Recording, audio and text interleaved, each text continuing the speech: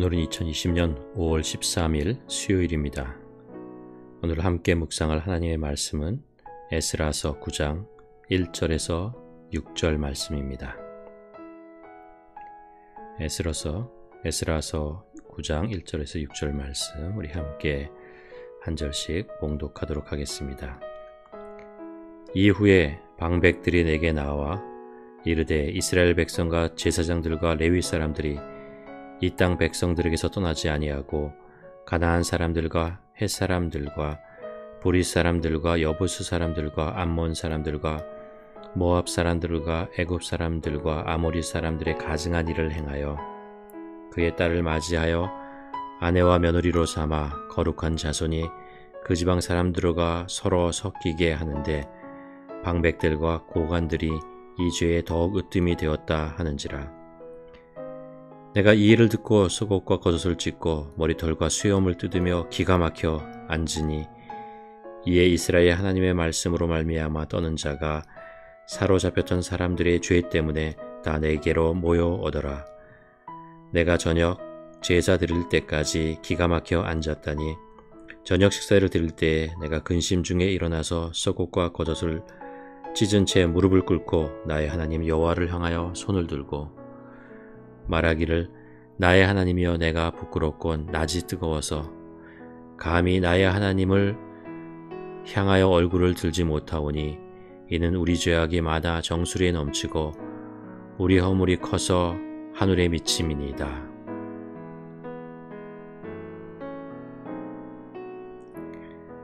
에스라서의 제목은 책의 주인공 이름을 딴 것입니다. 에스라는 대제사장 아론의 후손이며 학자로 율법에 능통한 자입니다. 그가 활동한 시기는 페르시아 왕 아닥사스다 1세 때입니다. 에스라서는 우리가 보았지만 6장까지 성전 재건의 사건을 기록하고 있습니다. 그리고 7장부터 마지막 10장까지는 에스라의 그 개혁을 다룬 것입니다. 이 7장에서 10장까지의 내용은 모두 1인칭으로 기록되어 있습니다. 즉 에스라가 직접 회고하며 기록한 것이라는 뜻이죠. 에스라가 백성들을 이끌고 귀환할 때가 458년입니다. 이때는 성전이 완공된 지 57년 후입니다. 그러니까 1차 귀환 후부터는 79년 정도 지난 후였습니다. 그는 에스라는 학자이자 제사장으로서 성전을 중심으로 한 신앙 공동체를 만들기 위해서 하나님의 율법을 가르치는 사명을 가지고 오게 됩니다. 여기서 놀라운 것은 포로기의 그 힘든 시기에 살아남기도 어려운 이방 땅, 우상이 가득한 곳에서 하나님의 법에, 하나님의 말씀에 정통한 사람이 있었다는 것입니다. 그리고 수룹바벨, 에스라, 느헤미야, 에스더 같은 믿음의 거장들이 그런 곳에서 나타났다는 것이 참 신기합니다. 또한 하나님의 백성의 정체성을 잃지 않고 그 나라에서 오히려 영향력을 발휘하는 지위까지 오를 수 있었습니다. 주권도 땅도 없고 오직 백성만 있어도 민족의 정체성이 유지될 수 있을까? 그 비결은 하나님의 말씀 즉 율법이 살아있었기 때문인 것 같습니다. 그래서 에스라와 같이 하나님의 말씀에 정통한 사람을 키워낼 수 있었던 것이죠. 다시 본문으로 돌아가면 에스라는 이제 포로로 끌려갔던 이스라엘 백성들과 함께 두 번째 귀환의 길을 오르게 됩니다. 그 많은 사람들이 함께 걸어야 했던 그 먼 거리의 여정은 결코 쉽지 않았을 것입니다. 그렇지만 꿈에 그리던 고향으로 돌아간다는 기대를 가지고 그 기쁨으로 위험을 무릅쓰고 예루살렘까지 한 발 한 발 걸어서 무사히 도착하게 됩니다. 그렇게 주님의 은혜로 도착한 지 얼마 지나지 않아 에스라는 몹시 충격적인 소식을 듣게 됩니다.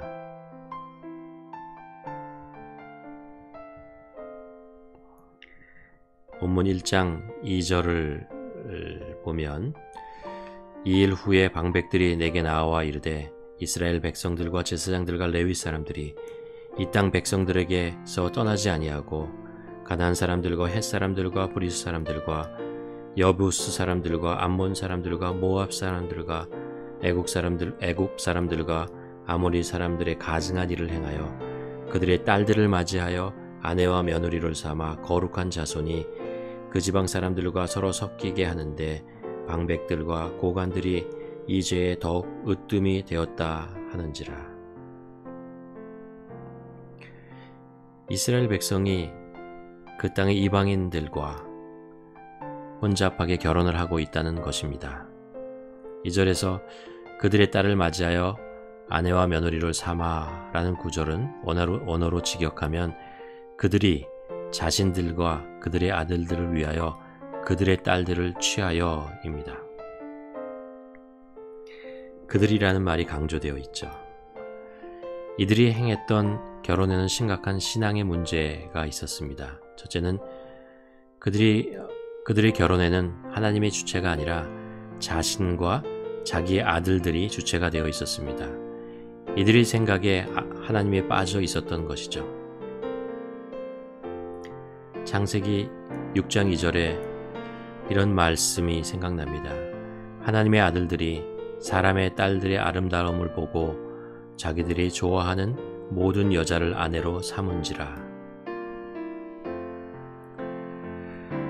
둘째로 신앙의 공동체를 바로 세워야 하는 중요한 시점에 이방인들과 결혼은 그 공동체를 완전히 와해시킬 수 있는 요인이 될 수 있습니다. 왜냐하면 이방인들과 결혼한다는 것은 그들의 신들과 혼합한다는 것을 의미하기 때문에 그렇습니다. 셋째는 이스라엘은 이 잘못을 저지르고 있는데 그 심각한 것은 잘못을 바로잡아야 하는 지도자들이 오히려 이 잘못된 일에 앞장서고 있었다는 것입니다. 포로 귀환도 이루어졌고 성전도 재건되고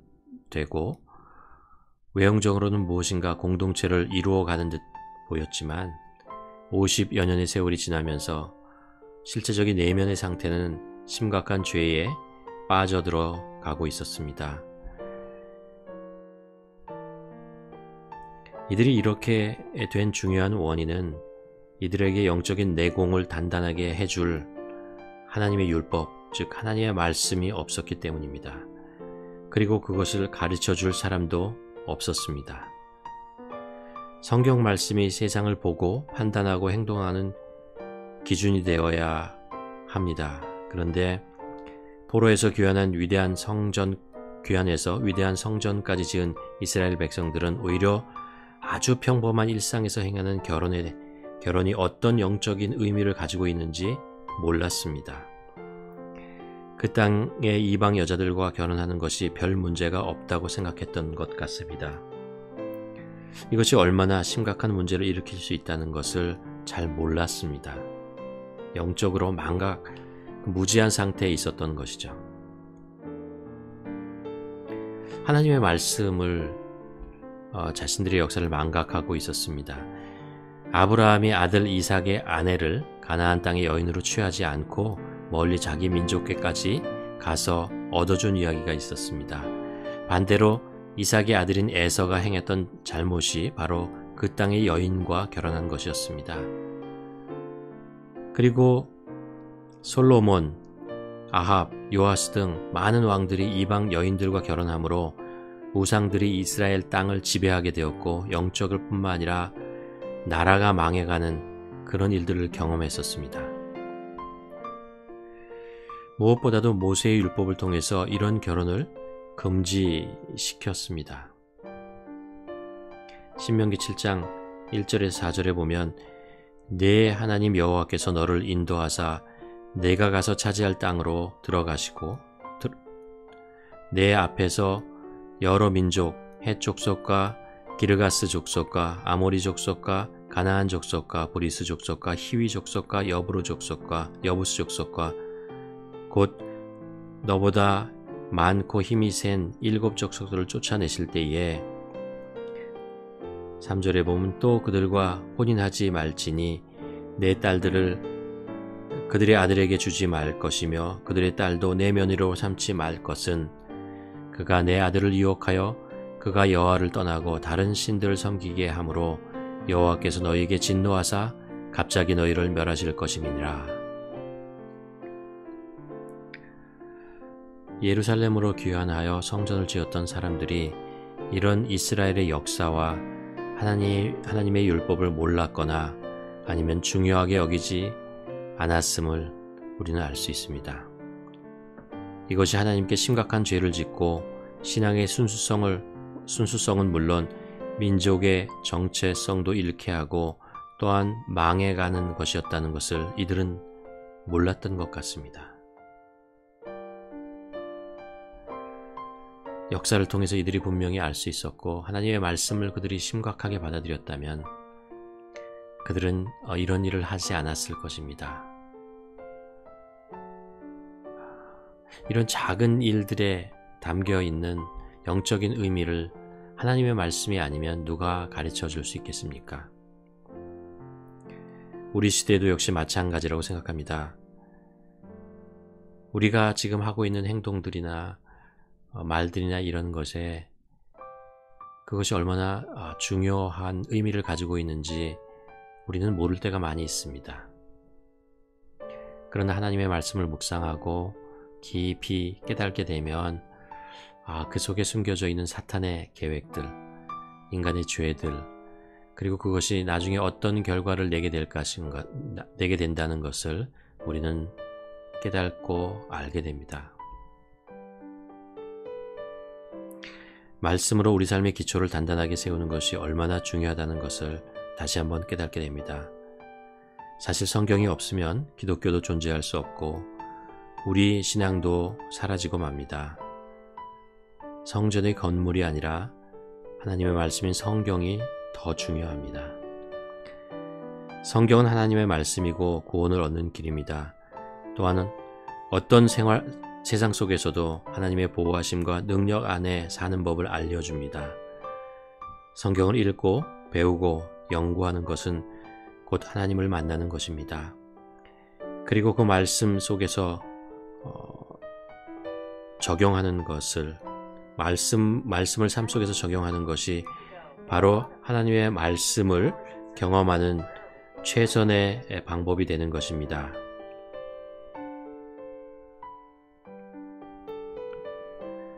내가 성경을 소중하게 여기고 사랑하면 하나님께서 나를 소중히 여기시고 사랑을 나타내 주십니다. 성경 말씀을 먹는다는 표현을 하지요. 마치 매일 음식을 먹음으로 힘이 생기고 머리가 돌아가고 생활을 할 수 있는 것처럼 매일 말씀을 먹음으로 세상을 보는 눈이 밝아지고 내가 가야 할 길을 분별할 수 있고 성령님의 능력으로 그 일들을 감당할 수 있게 됩니다. 우리 하누리 교회 제자 훈련의 모토와 같은 성경 구절이 하나 있습니다. 시편 119편, 103편에서 105편입니다. 주의 말씀의 맛이 내게 어찌 그리 단지요 내 입의 꿀보다 더 다나이다. 주의 법도들로 말미암아 내가 명철하게 되었으므로 모든 거짓 행위를 미워하나이다. 주의 말씀은 내 발의 등이요 내 길의 빛이니이다.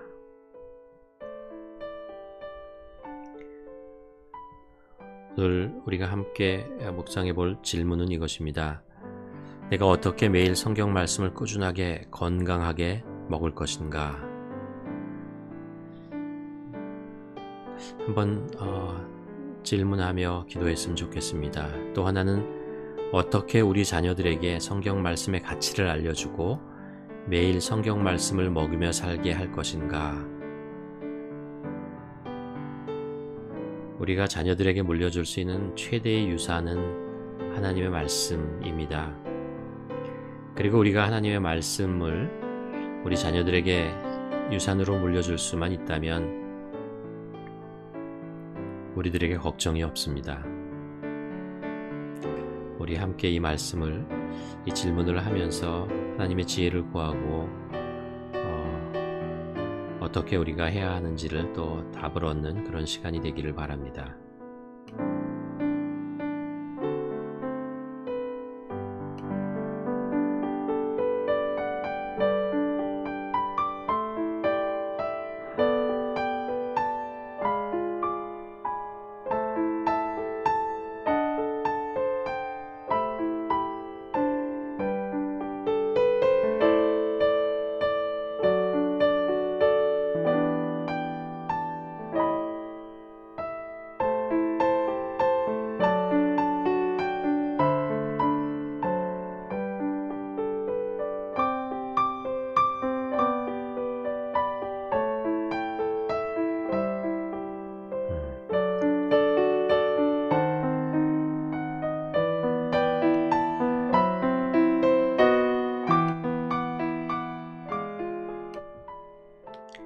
하나님, 오늘도 주님의 그늘 아래 살기를 소원합니다. 주님의 인도하심 속에서 길을 찾기를 소원합니다. 그리고 성령님의 능력으로 오늘 나에게 주어진 일들을 감당하기를 원합니다. 그러기 위해서 오늘도 하나님의 말씀을 먹습니다. 이 말씀이 나를 살리고 내 가정을 살리고 믿음의 공동체를 살리게 하시고 세상 속에서 우리들이 제자로 살아가는 명철과 능력과 믿음이 되게 하여 주시옵소서. 예수님의 이름으로 기도드립니다. 아멘. 오늘도 우리가 하나님의 말씀을 생명의 꼴로 먹으며 이 말씀을 기억하며 말씀 속에서 지혜와 능력을 구하는 하루 되시기를 주님의 이름으로 간절히 축원합니다.